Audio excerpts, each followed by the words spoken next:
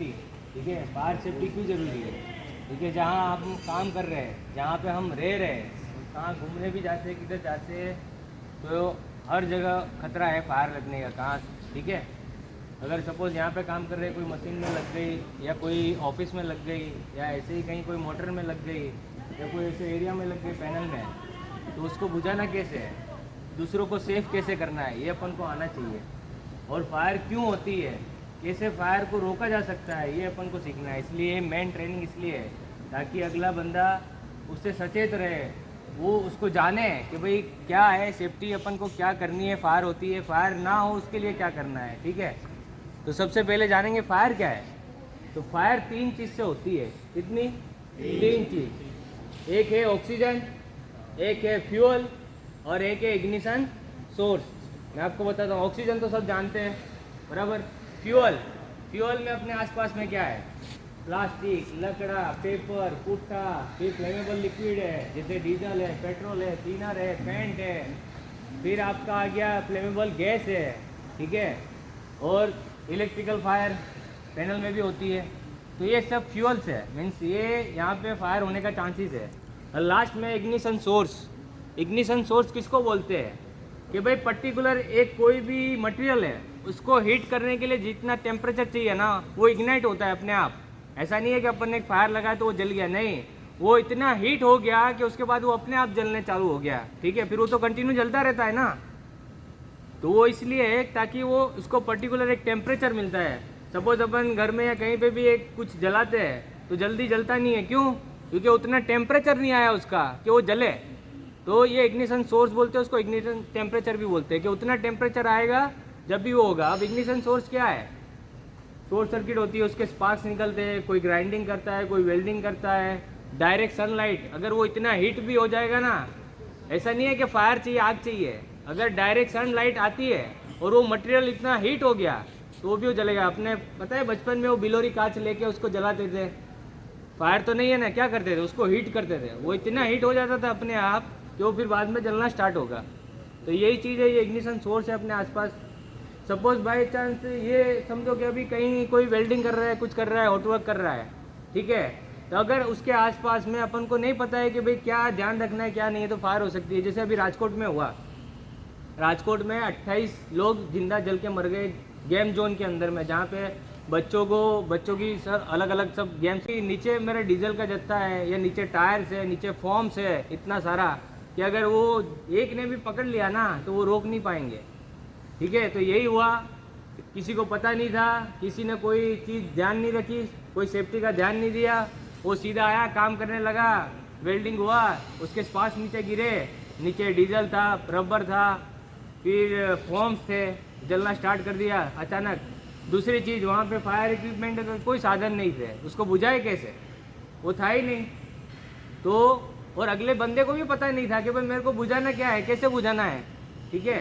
तो ये इसलिए अपन को ये ज़रूरी है कि भाई अपने जाने इस चीज़ को सकते हैं। और फायर नहीं होने से पहले तो सबसे पहले तो अगर कोई ऐसा काम कर रहा है तो उसको समझाए या उसको बताए ऐसे काम कर रहा है, ये अनसेफ कंडीशन है, ठीक है।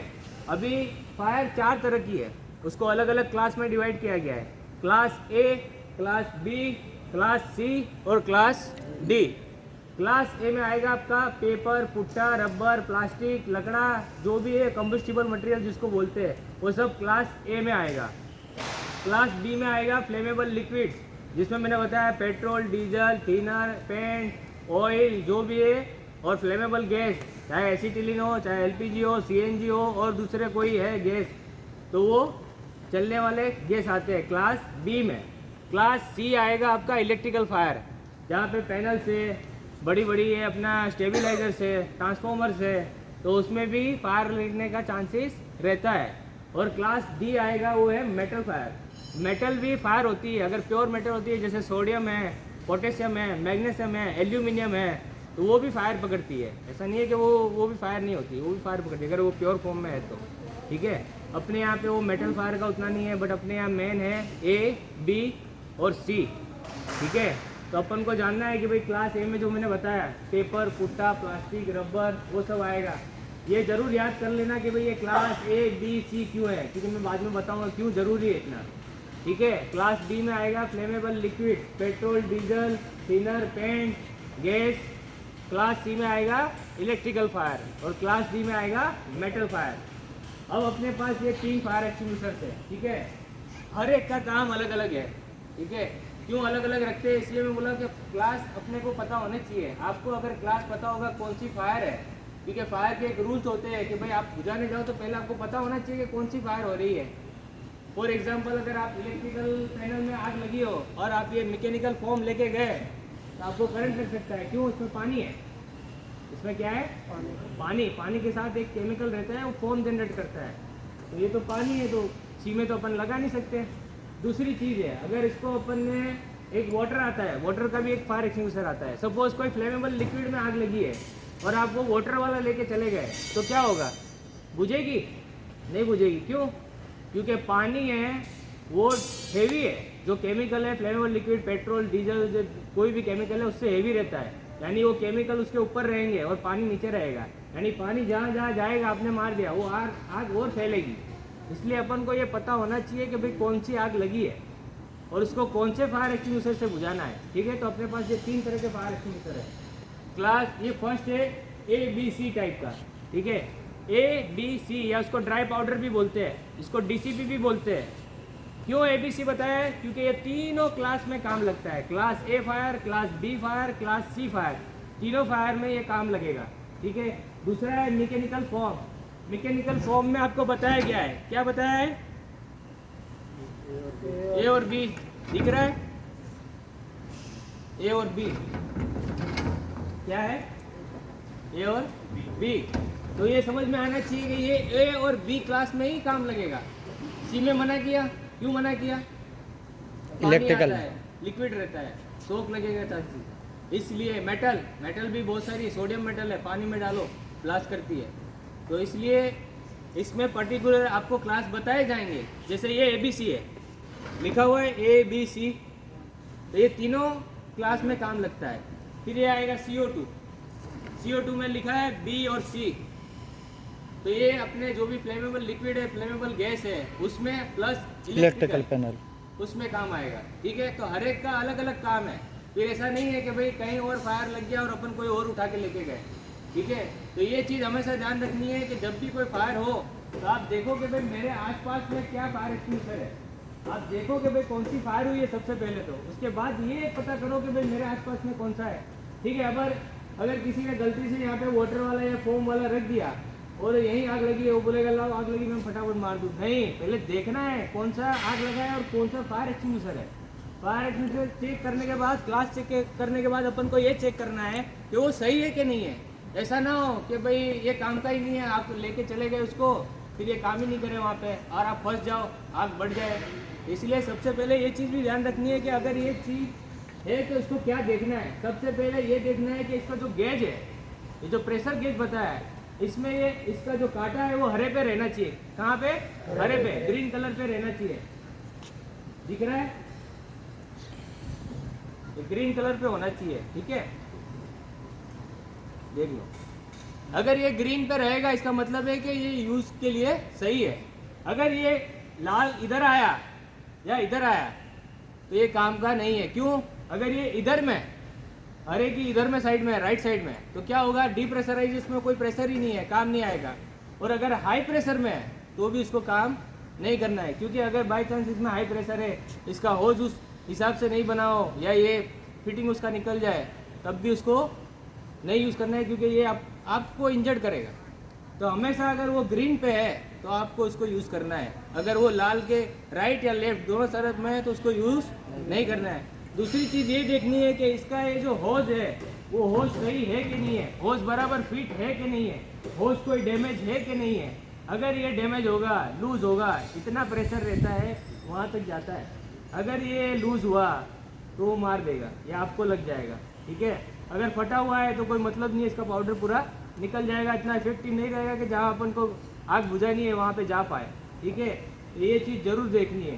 प्लस कि भाई ये इसका टूटा हुआ नहीं होना चाहिए, इसमें पिन लगी होनी चाहिए। पिन इसलिए बाय चांस आप लेके गए, पिन नहीं है, रास्ते में आप जल्दी में आपके हाथ से प्रेशर हो गया इसको, अगर आपने दबा दिया तो क्या होगा, वही खाली हो जाएगा, ठीक है, तो अब भी आपके काम का नहीं आएगा। तो ये ज़रूर चेक करना है। तीसरी चीज़ है इसकी, एक यहाँ पे इंस्पेक्शन कराते हैं अपने हर साल, ये यहाँ पे इसको रिफ़िल करते हैं ताकि अगर इसमें कोई केमिकल है तो 1 साल तक यूजेबल है, मीन्स उसको यूज़ कर सकते हैं। 1 साल बाद केमिकल्स का अपना वो रहता है कि भाई वो काम नहीं करता सही से या डिप्रेशराइज होता है ऑटोमेटिक, ठीक है। तो ये चीज़ हमेशा ध्यान रखनी है। यहाँ पे आपको वैलिडिटी मिलेगी, ये जो स्टिकर है इसमें वैलिडिटी मिलेगी कि भाई ये 2024 7वें महीने तक वैलिड है, मीन्स अपन यूज़ कर सकते हैं। उसके बाद का है भाई पता नहीं। दूसरा, अगर इंस्पेक्टेड है जो अपना वहाँ पे ऑलरेडी है कि भाई ये हाँ वैलिड है, तो उसको यूज़ करना है, ठीक है। ये ज़रूर याद रखना, ये जो स्टिकर रहता है वो आपको बताता है कि हाँ भाई ये थर्ड पार्टी इंस्पेक्ट किया हुआ है, 1 साल का वैलिड है, ठीक है। तो ये चीज़ हमेशा ध्यान रखनी है।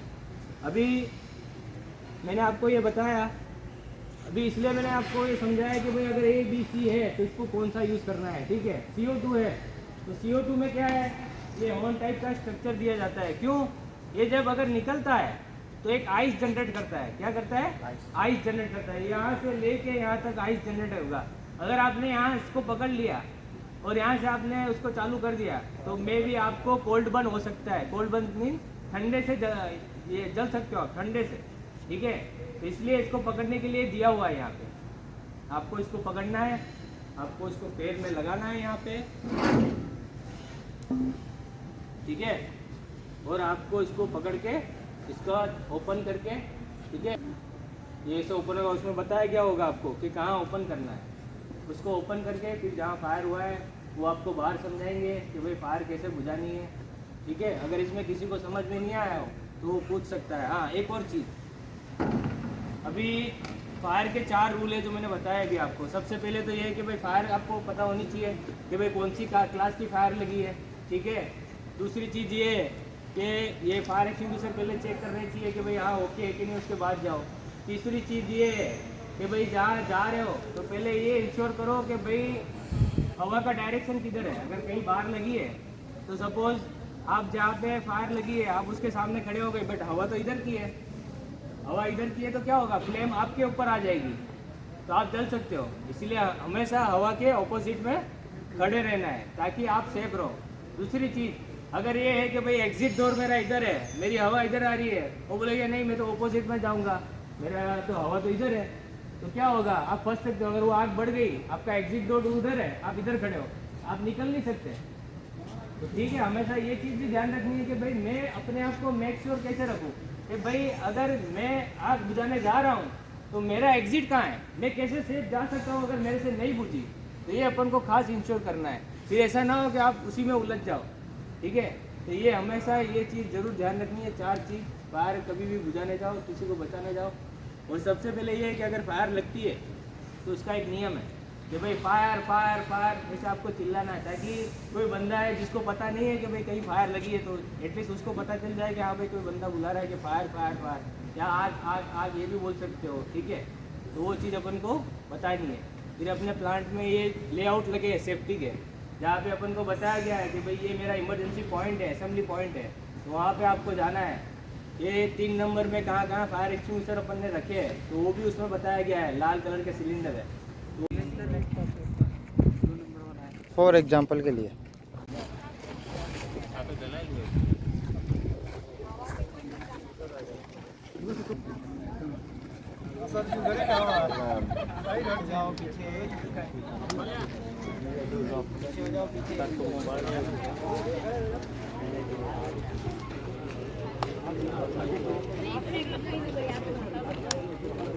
पास पास पास का मतलब होता है pull the pin, means pin को निकालो। फिर एम एट द बेस, क्या करना है, एम, अपने जो बेस है फायर जहाँ लगा है उस पर एम करना है, सिद्ध करना है उस पर। फिर है आपका स्क्वीज, अगर ऐसे टाइप का है या वॉल खोलना है तो उसको बोलते हैं स्क्वीज करो। और दूसरा एक क्लिप करना है, बेस पे मारना है, फ्लेम पे मारोगे वो इफेक्ट नहीं करेगा। जब तक उसकी तह में नहीं मारोगे वो उसको कवर नहीं करेगा। कवर नहीं करेगा तो क्या होगा, बुझेगी नहीं। जब ही कवर करेगा जब उसकी तह पे मारोगे, जब वो तह पे जाएगा उस पर कवर करेगा। अभी आ जाओ सुरेंद्र। बाहर लगा है। लगता है डुप्लीकेट है सर।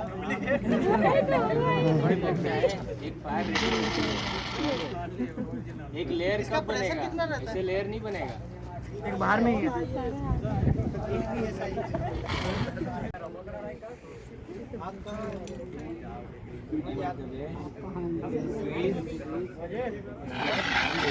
धीरे धीरे।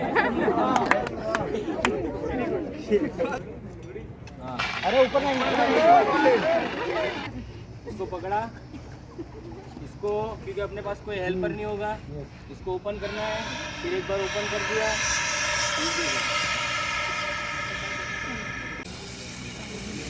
फॉर्म जैसा